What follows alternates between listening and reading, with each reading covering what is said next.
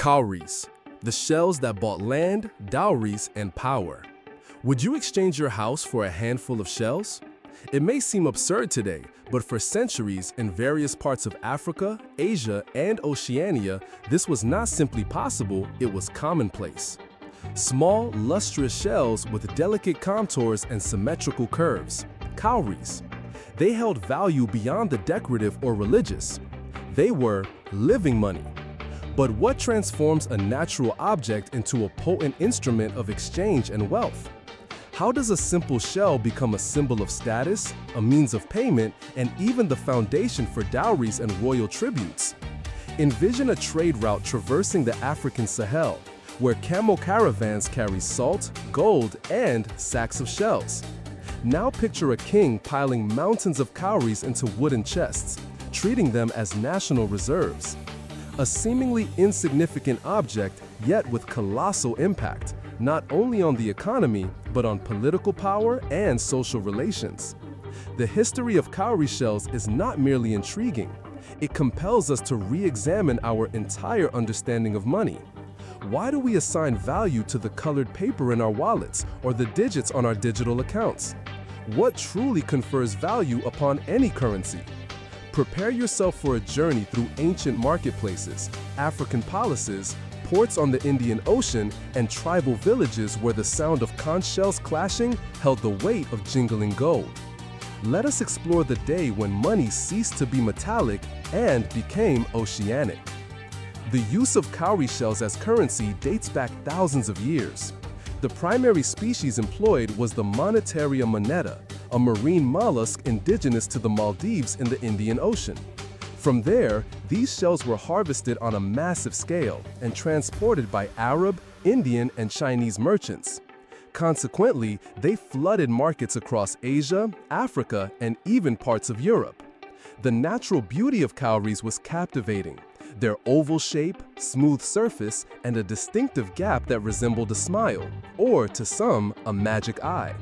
However, the secret to their value lay in their controlled scarcity. In several regions of the African interior, cowries were exceedingly rare, which made them highly sought after and, consequently, precious. In West Africa, particularly between the 13th and 19th centuries, cowrie shells transcended their natural form to become a paramount currency. Empires such as Mali, Songhai, and Kanem-Bornu embraced their use in both public and private transactions. Monarchs amassed them as a veritable treasure trove. Merchants bartered them for gold, salt, slaves, and land. Citizens even paid their dues in sacks of these marine marvels, literally. The Mali Empire, for instance, was one of the most ardent proponents. Historical records demonstrate that caravans transported tons of cowrie shells from the shores of the Indian Ocean to the heart of the Sahara, traversing vast trans-Saharan routes. In these regions, the purchasing power of a single cowrie could rival that of a small silver coin. It wasn't merely economics. Cowrie shells also held profound cultural significance. In numerous societies, they were integrated into rituals, adorning necklaces, amulets, and serving as dowries. The bestowal of cowrie shells upon the bride's family constituted a public affirmation of commitment and honor.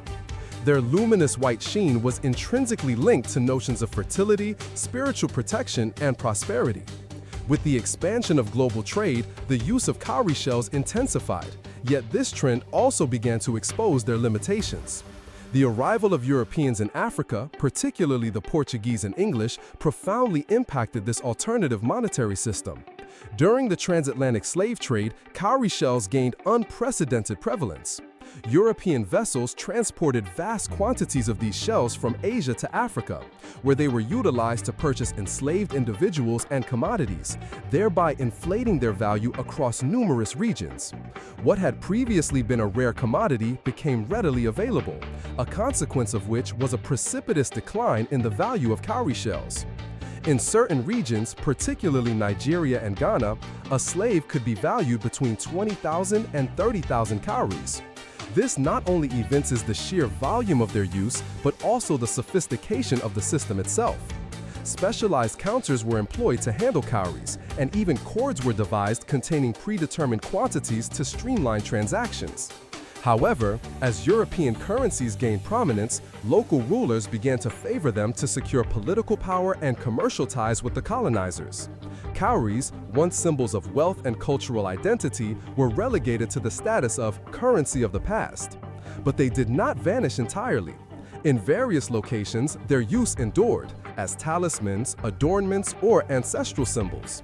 And even after their demonetization, cowrie shells continue to feature in the art, religion, and collective memory of numerous cultures. The impact of this natural currency extends beyond economics. It reveals how trust and culture shape the value of things. The cowrie shell held no intrinsic value like gold. Its power stemmed from social acceptance, faith in the exchange, and symbolic beauty. It was a financial system based on elements that today seem abstract to us, but which remain present in modern money: trust, acceptance, and perceived scarcity. Cowrie shells teach us that money is a social construct, not an absolute.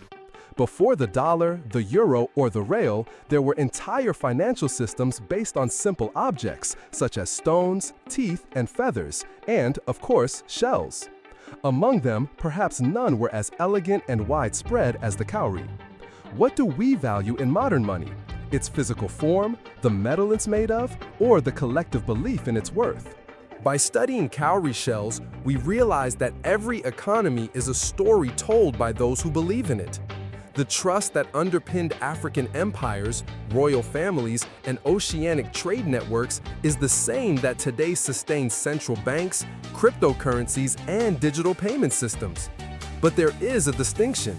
With cowries, money was tangible, symbolic, beautiful, and often spiritual. Today, money is invisible, digital, and rapid. Have we lost the poetry of physical value? Or have we simply evolved to other forms of symbolism? The legacy of cowries continues to resonate within traditional communities.